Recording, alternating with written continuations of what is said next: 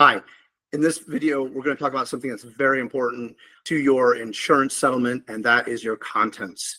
I'm Ryan James with Liberty Adjusters. We've been adjusting claims out of the Tampa Bay area for many years, have adjusted over 1,000 claims throughout Florida. And today I want to give you some tips about your contents and how that will work.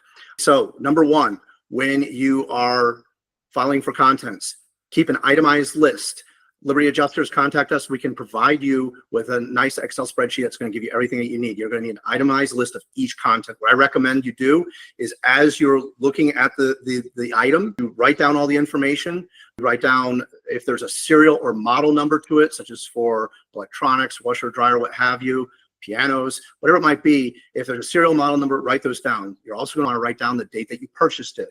Keep in mind, the older the item, typically the less money you're going to get, because they are not going to give you full price. They're going to give you the depreciated value for that item. So make sure that you have the age of the item correct, because you want to make sure that you're getting the maximum amount for that. Secondly, I would recommend taking a picture in sequence as you're writing them down. This will make it easier to show what the item looked like. Again, if it's something like a refrigerator, for example, take a picture of the refrigerator, take a picture of the model, take a picture of the serial number, so that they know exactly what this type of refrigerator was, so that they can give you the correct amount of money for it. Again, keep in mind, it's going to be depreciated. Thirdly, a lot of people spend a lot of times, especially with something like hand tools. Keep in mind, it's depreciated. Think pawn shop prices. So let's say you have a socket set. I've talked to people and they're like, taking a picture of each socket, writing down when I got it, how old it is, all that type of thing. It makes a lot more sense to take a rag and a can of WD-40 and wipe that item down and clean it and be able to reuse it. And the reason for that is because you are not going to get the full value for that, and you're going to have to give it up.